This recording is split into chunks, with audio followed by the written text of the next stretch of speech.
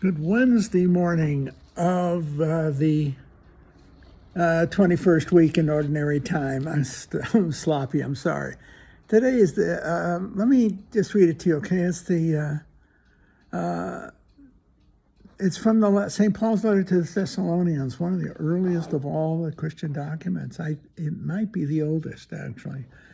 I'm going to get that wrong, but it's old, whatever it is. It may pre-exist. The letter may have actually existed before the Gospels. I don't know. I kind of think so, but I'm not sure.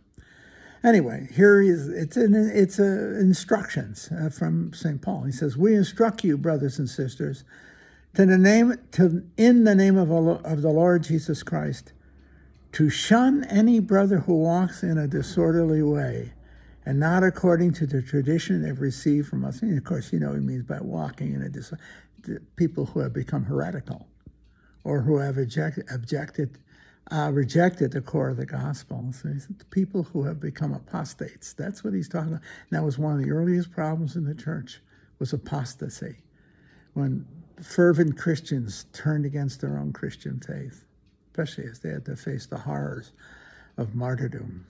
So that's what he's referring to. For you know how, I'll read the rest of it. For you know how one must imitate us. For we did not act in a disorderly way among you. This is interesting because it's not all, I thought he was talking about Mark, but he's not. He may be talking about people just not living a good, as it were, Christian life. People who are scandalous. Put it that. Watch what he says. For we did not act in a disorderly way among you, nor did we eat food received free from anyone. I earned my living, is what he's saying. On the contrary, in toil and drudgery, night and day we worked, so as not to burden any of you. Nobody owed me a free meal. That's what he's saying, and nor did I accept a free meal. That's a mouthful. And he's right. Rather, we wanted to present ourselves as a model for you, so that you might imitate us. In fact, when we were with you, we instructed you that if anyone was unwilling to work, neither should that one eat. Boy, it's a famous line. If you're not willing to earn it, then you can't eat. It's tough. Yeah, that's right. See, if you're not willing to work, neither should you eat. I have to say that I remember how clear it was within my family, my father, how clear it was. He was a waiter. But the kicker was that he understood that he made a living for his family by working. I remember he used a strong expression when I earned it. That sticks in my head. I think the temptation in religious life, and especially monastic life, the temptation is, in a sense, to live not a lazy life, but a passive life. And in that sense, not to live fully apostolically, not to live actively in prayer and in charitable works, etc., using cliches now, you see.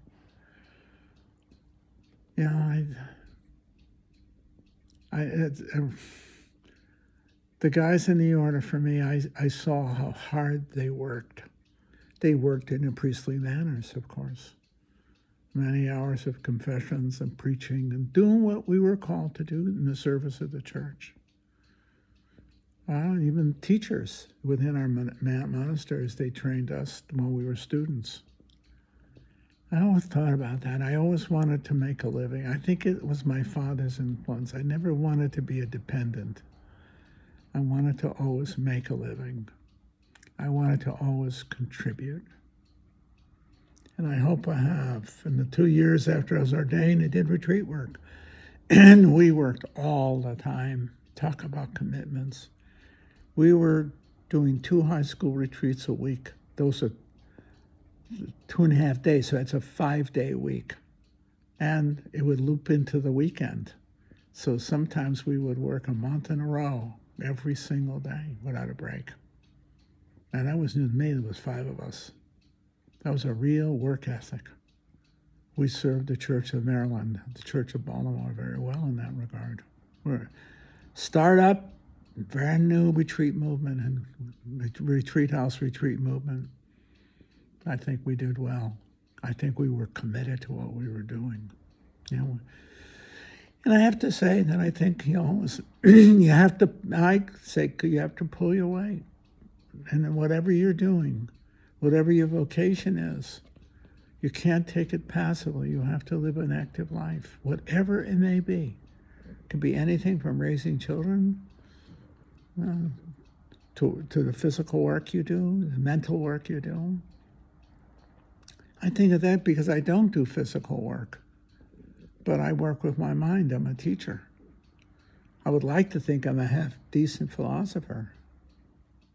So for me, to work may really consist in just reading some of the works of some of the most influential thinkers in the history of our civilization, or it may be something very practical, written in recent times.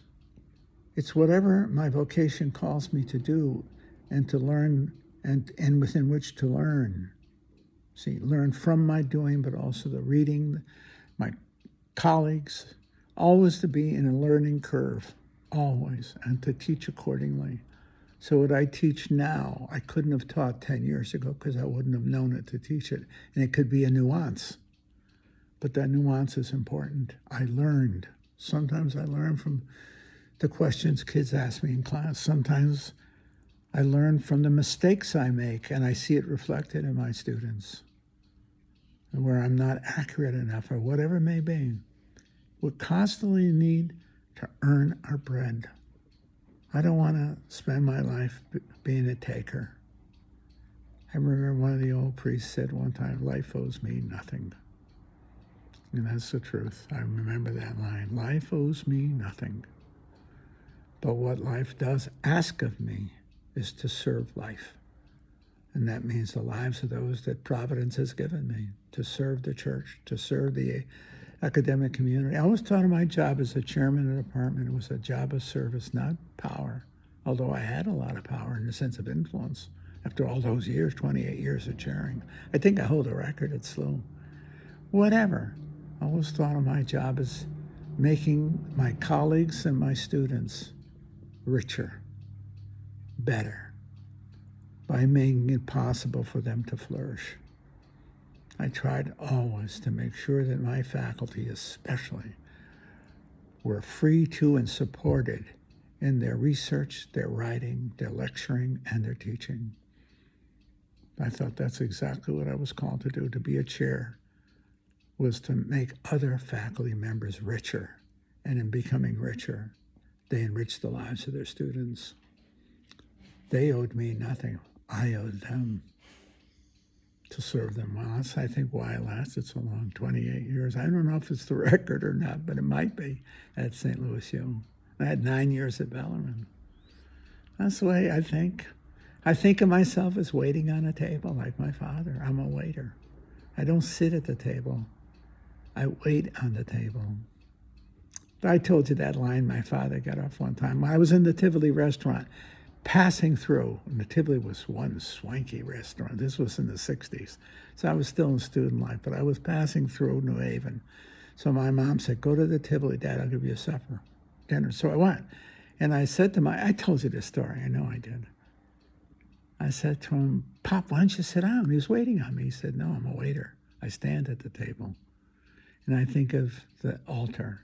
I'm a priest. I stand at the altar. Not as a symbol of power, but of service. I'm a waiter. I'm there to serve the Eucharist and the community, not a boss. It's not a privilege, it's an obligation. In other words, I'm not a privileged position.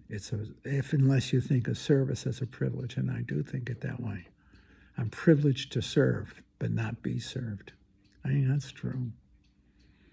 I learned a lot from my father. I knew what service was because he stood at the table serving his son. Holy cow, think about that. Yeah, I learned. And the church is a servant of God, but the church is also the servant of the family, saying the whole human family. We're waiters. We serve. We're not served. Lily wants to, you can hear Lily. She's letting me know it's time to go out.